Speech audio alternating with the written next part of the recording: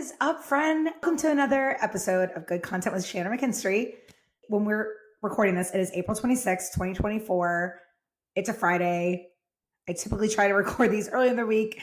My sweet podcast manager said it was okay. It's just been one of those weeks. You know what I mean? We've been traveling, obviously juggling business, kids, homework, etc. But we made it.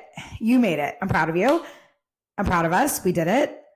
But let's talk about what's been really on my mind all week, because honestly, I want to talk a lot of things today, but I want to keep these 10 minutes or less because that's all I got. I know it's all you've got too. And so far the feedback has it's been overwhelming, to be honest. I, again, never thought I'd start a podcast. So knowing that people like it just is everything. So thank you, thank you, thank you. Thanks for spreading the word. Thanks for all the feedback, and obviously keep it coming so I know what you guys are liking and all that good stuff. Okay. So what I want to talk about today is kind of like a huge topic, but we are going to narrow it down. And that topic is relatability. I hear from people all the time, my life is boring. I don't go anywhere cool. I live in a small town. You've heard me say it before. If you follow me on Instagram, the magic is in the mundane. And let me tell you something. When people are like, Shannon, I can't sell, I'm struggling to sell. Do you know where I sell? Instagram stories. Sure, my content will lead to people maybe into a ManyChat funnel type of thing, right? And sure, some of my reels help me build my email list and things like that. I also sell through email. I sell through my posts. Absolutely. But I would honestly say for real, 80% of my sales come from Instagram stories. I don't have the data to back that up. Yes, I'm a data nerd, but for my clients, not myself. But I would absolutely say that, because I do look at how many clicks and things like that. And most people, it takes them several times to buy something, right? You know, the marketing rule of 7 that was literally 100 years ago, someone came up with that. Or maybe not 100, but we're talking way back when. The rule of 7 meant people need like 7 touch points with a brand or a product to purchase it. It's like 77 now. That's what a recent study said. I know I should quote the study. I'm sorry, but we do data over here. Okay. Like I said, I don't track my own data. I track everyone else's. With that said, don't let 77 scare you. With Instagram stories, how many stories do I do a day? Well, let's go look. It's a lot. Actually, yesterday I didn't do too much because yesterday was kind of a crazy day. But everyone asks me how many stories. I'm like, I don't care. How many stories do you want to do? Stories is the magical place where you can literally just like put stuff up just to test. And the reason stories are so powerful is because if I just posted relatable content all day long, I probably wouldn't make any money, right? It'd be like me with my kids, funny content about my husband loving golf, funny content about just marriage. And I would love to do that stuff. But I know my audience wants my Instagram tips, and I'm here for it because I freaking love to give Instagram tips and marketing tips and things like that, right? That's what brings me the most joy. But on my Instagram stories is where I do poke fun at, oh, I can't leave my husband unattended at the grocery store. Look what he bought. Oh, it's the end of the day and my husband and I are just scrolling on our phones for 3 hours and not even talking to each other, but what a time, right? Like I will share that stuff with people on stories, or what my husband and I are watching, what my kids and I are, something funny Chloe did, what flavor coffee creamer I've just discovered. When I tell y'all 5-ish years ago, that's when I really started showing up on Instagram, was like 2017, 2018. Gosh, that's even more than 5 years ago. What is math? That's when I really started growing on Instagram. I was not posting every day. I've never posted every day, but I was definitely not posting every day then, because I was managing like 20 social media accounts. It was a different time then. But yeah, I didn't post much, but I was on stories every day, literally using it to just document my life.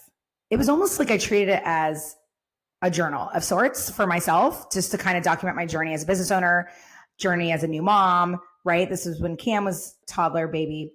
I would document her and I go to the coffee shop. And I mean, it's funny to think back, right? With my husband's old dusty laptop from the government that like I was able to use because we didn't have any money to buy me a laptop. And I'd set her up at Starbucks. I would put a photo on stories and be like writing captions for my clients while my daughter reads a book and eats a cookie. People be like, wait, what do you do? What is it? Oh my gosh.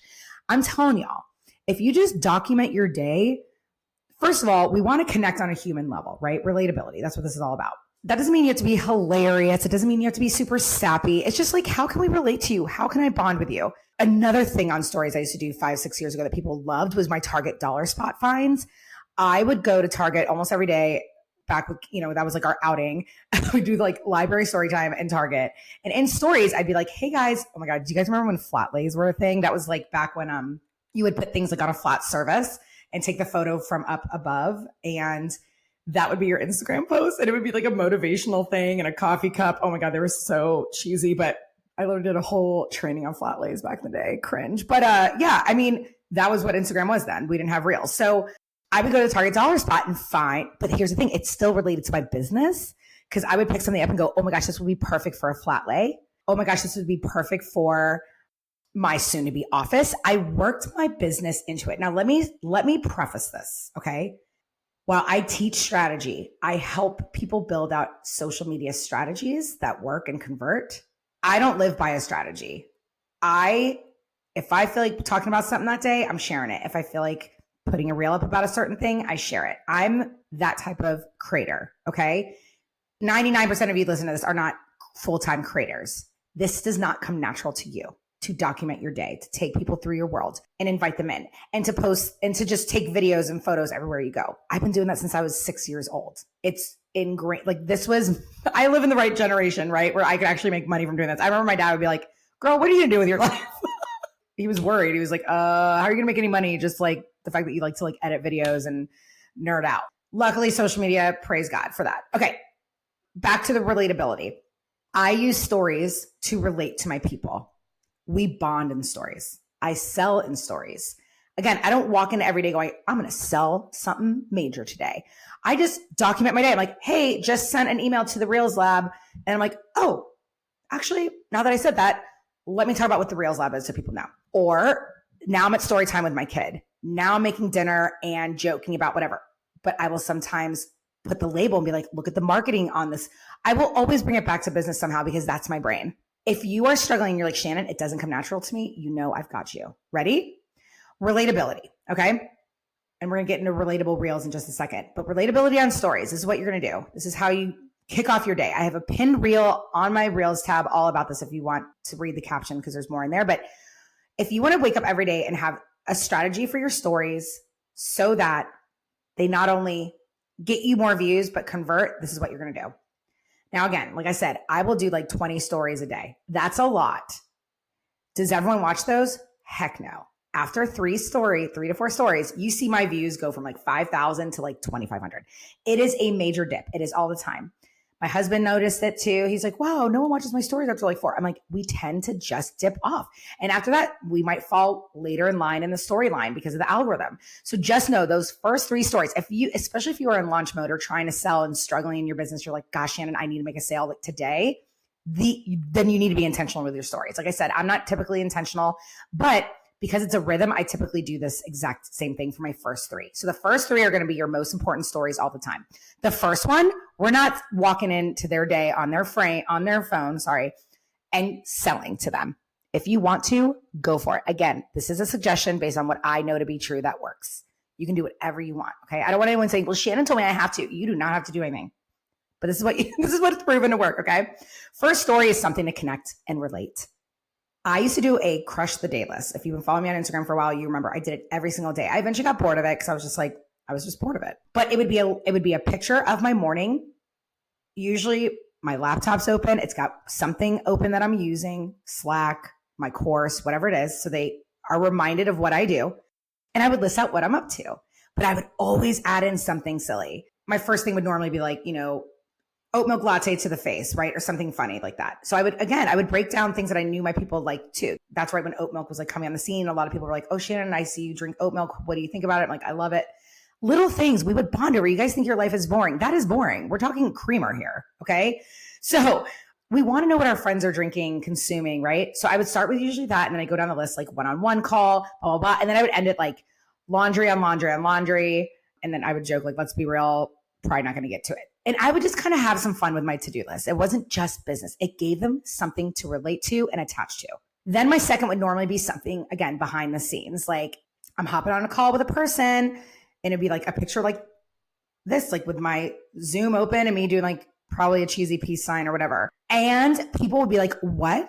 You do one-on-one calls, right? That just like a little breadcrumb. So connection, breadcrumb. And then on the third, I'd usually like sell and be like, if you want more info, Or on the third, I'll usually do something else, kind of like of a connection point. Maybe it's a post from another creator. Maybe it's another behind the scenes for something to relate to. So it's not just sell, sell, sell. Kind of warm them up, remind them who you are, what you do, why they're following you in the first place.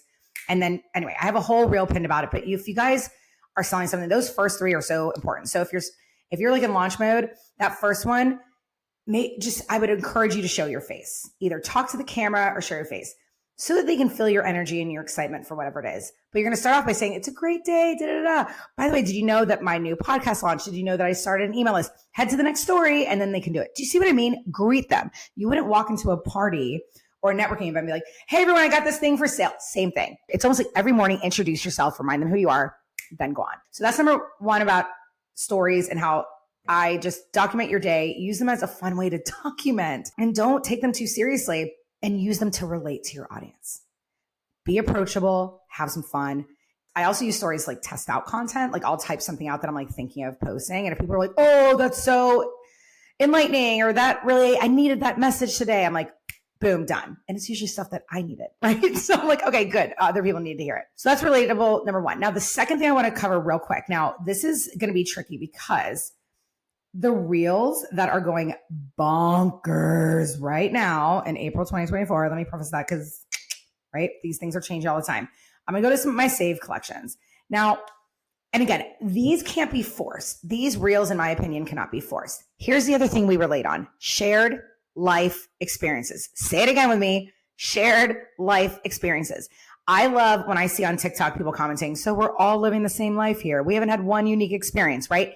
We love to connect on shared experiences that we are doing. Are you a middle sibling? Do a reel about that. Are you, like, what type of person are you is the type of thing I'm trying to say. This is what I mean. Now, let me say this.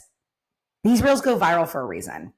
Shared life experience, people see themselves in it or they relate to it, and they want to start a conversation in the comments with their friends. They're going to tag their friend. They're going to be like, oh my God, this is you, right? Will this lead to follows and sales? I don't know. But if your goal right now is like, you just want to create something fun and go crazy with views, this is what you're going to do. But here's the cool thing. You can work it back to your business. Just like I said in stories, even if I'm talking about oat milk creamer, I'm also talking about the wording they use to sell it. I'm always working my business into common things I share. So here's an example. Ready? Example one, 250,000 likes. Ridiculous. It's just a girl walking. Okay.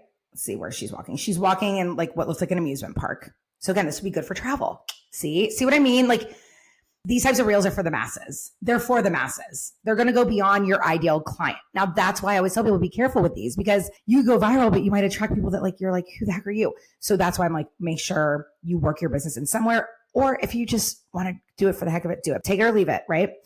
Relatability, shared life experiences. This is what's going crazy on Instagram right now.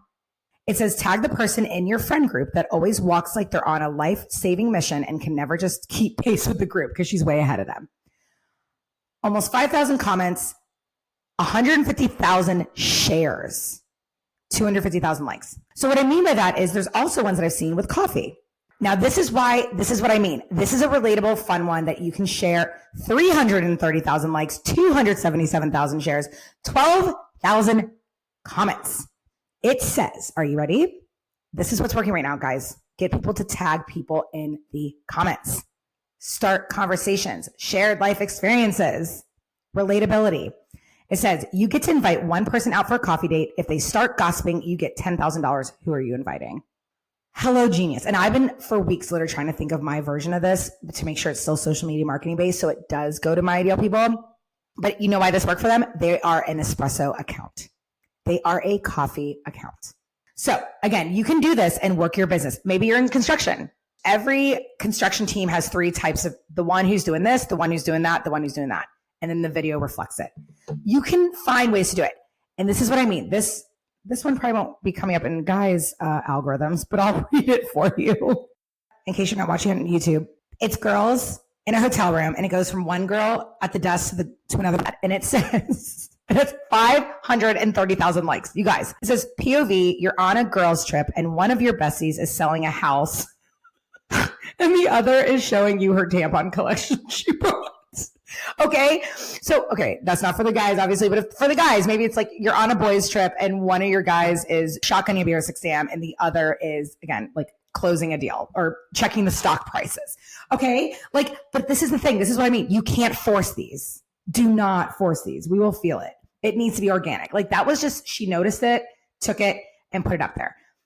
I know this is not typically an idea you can take and run with. So that's why I started with stories, because those you can.